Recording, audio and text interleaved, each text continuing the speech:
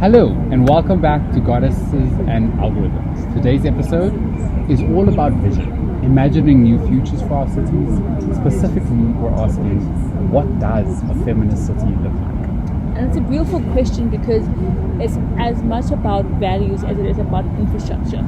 Feminist city isn't just one with a few pink pedestrian crossings or token gestures.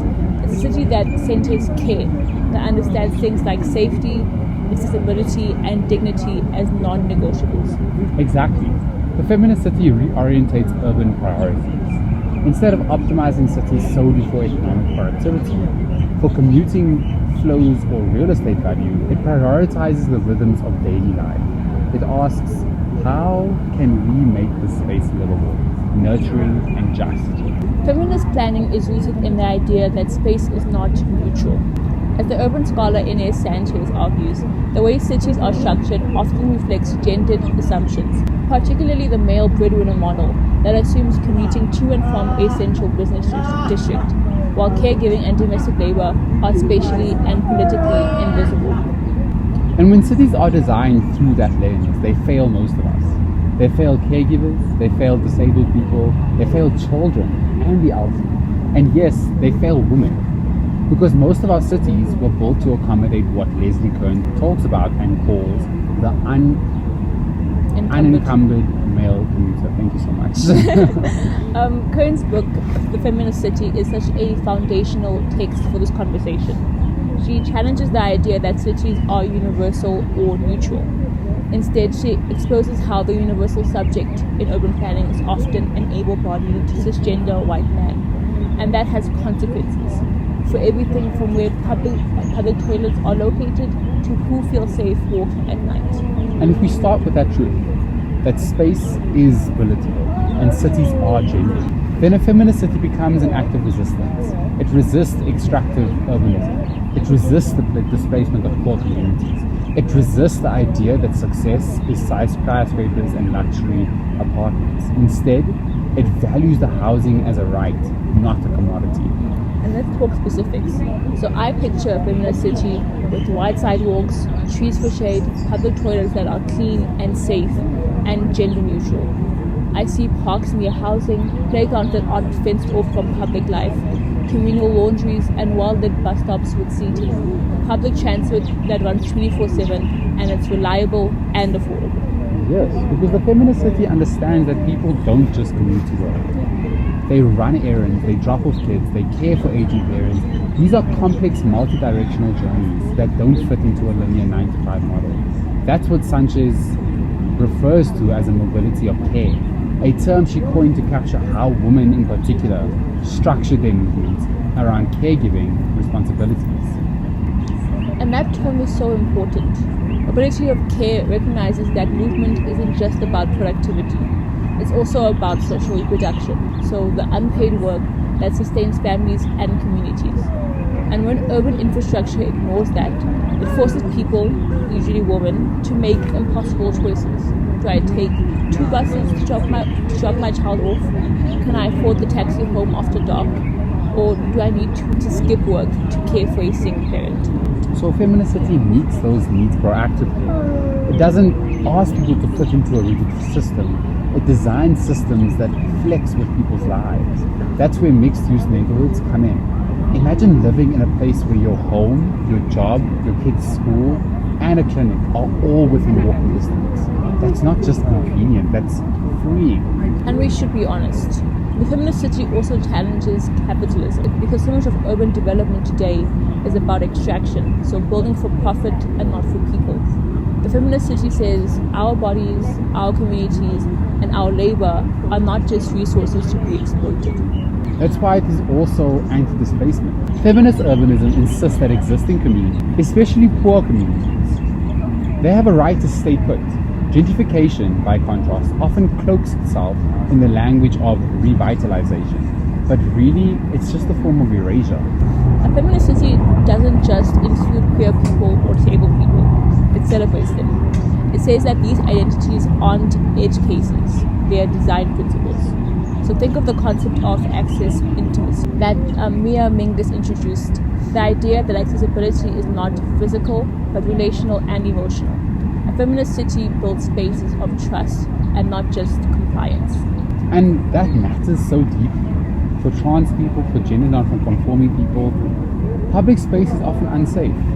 Bathrooms, parks, transport. A feminist city doesn't treat safety as an afterthought or a policing issue. It sees safety as something that grows from community, not surveillance. And that brings us to one of the core feminist critiques of how cities address safety. Mainstream approaches usually mean more police, more cameras, more exclusion. But feminist urbanism asks, what if safety comes from being known, from being held in a web of care? Safety means lighting, yes, but also density, social visibility, and infrastructure that reduces isolation. As Kern puts it, the most dangerous places in the city aren't always the dark alleys. Sometimes it's the long, empty sidewalk in a new development where no one's around to witness. So how do we get there? How do we build the feminist city? First, we need to shift who's in the room. Feminist urbanism demands participatory planning, processes that include women, caregivers, migrants, the elderly, LGBTQ people, disabled people. It says those most affected by the built environment should shape it. And that's echoed in the work of feminist urban scholar Dolores Hayden, who argues that women's experiences, so things from homemaking to commuting, contain vital planning insights. She advocates for urban design that reflects real life, not idealized masculinity. And that starts by listening. Then we need to shift metrics. Success shouldn't be measured in GDP growth or traffic speed, but in well-being, equity, access. How many people can live without a car? How many children have a safe space to play? How many elderly people can shop, meet friends, and get care in their own neighborhoods? And then we need to shift the aesthetics. The feminist city doesn't valorize glass towers and empty plazas. It loves the messy, the communal, the hyper-functional. It honors beauty, but not at the expense of belonging. It sees art, gardens, food stalls, and benches as infrastructure. Ultimately, the feminist city is about dignity. It's about saying you matter, your labor matters, your body matters, and this place will reflect that. The feminist city is also a deeply hopeful idea. It's not just a critique, it's a vision. So one rooted in love, justice, and interdependence. One where planning isn't just technical, but moral. And that's where we hope to keep exploring on the show. Because if we can imagine it, we can start to build it. So whether you're a planner, an activist, a commuter, or just someone trying to make it through the city, you should know this. You have a right to belong, and we're glad that you're here. In our next segment, we'll explore real-world examples of feminist planning, from Barcelona's superblocks to the care blocks in Bogota. Welcome back to Goddesses and Algorithms. As you can see, we are in a new venue because we chose so, and you will look at that. Yep. In this segment, we're zooming in on the crucial question, what does queer space mean? And why must it be part of urban planning? When we talk about queer space, we're talking about much more than bars or parades. We're talking about the physical and symbolic places where the LGBTQIA community can exist safely. They can form community and express identity. It's about space that holds our history and reflects our values. Exactly, and the need for this kind of space isn't just cultural, it's political. Cities have often been sites of exclusion for queer people, from criminalization of same-sex relationships, to zoning laws that push out queer-owned businesses, to housing discrimination. Urban systems have long coded queerness out of place. And that's why we need international planning that includes queer people at the table. As urban scholar Gieseking puts it, space is a central medium through which LGBTQ people live, resist, and build community. Without planning for queer people, cities risk becoming sanitized spaces, or places where only certain forms of life and love are visible. And when we lose queer space, we also lose queer memory. Take the example of Christopher Street in New York or Club Universo in Johannesburg. These weren't just nightlife venues. They were community strongholds. They held political meetings, supported HIV awareness, nurtured art and activism. Their demolition or gentrification is a loss not just of geography, but of cultural lineage. A queer city resists forgetting. As Doan argues, queer spaces are repositories of collective memory. If we're going to plan inclusive cities, we need to protect, preserve, and create spaces that honor that memory. That means recognizing historical queer neighborhoods in zoning policies, funding queer cultural centers, and designing public spaces that welcome queer bodies and lives. And to do that, planning can't be top-down. We need co-production, queer people involved from the start. It's not just about designing rainbow crosswalks or naming a park after a queer icon. It's about consulting queer youth, queer elders, trans communities, and the LGBTQIA+ housing networks when decisions are made.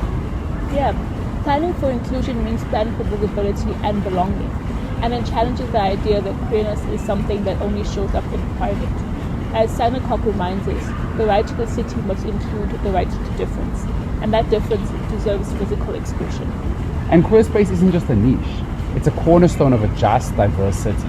When queer people can live fully and safely in a city, everybody benefits, because that means the city is flexible, compassionate, and responsive to complexity. So the real question planners should be asking is, what kind of city holds us all? Because a queer, inclusive city is one that's imaginative, joyful, and deeply human. Okay, in our last segment, we unpacked what queer space really means and the importance of it. Now we're getting into the meat of the conversation. What does it mean to live in a feminist and queer city? And how is this being done around the world? The first thing to acknowledge is that a feminist and queer city isn't just a utopian ideal. It's a practical vision that's grounded in justice. And we're already seeing glimpses of it in cities around the world. But before we get into that, let's talk about what it means on a day-to-day level. I mean, it means living in a city where your body isn't seen as a problem, where infrastructure reflects the diversity of human needs. A feminist and queer city makes visible the care work that sustains society, parenting, domestic labor, emotional support, and it centers people who've historically been made invisible by planning systems. That's right. So traditional city planning is still largely shaped by patriarchal, heteronormative assumptions about who moves, who stays home, and whose needs are central. As cities develop, planners often privilege linear home-to-work commuting patterns, but that logic leaves out the complex mobility of women, caregivers, queer youth, disabled people, and migrants. Feminist geographer Linda McDowell calls this the masculinized logic of urban design, one that values production over reproduction, economy over emotion.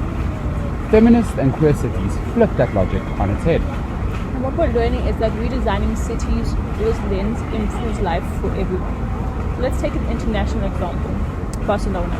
The city has implemented a feminist urbanism strategy since 2017, led by the Department of Gender Mainstreaming.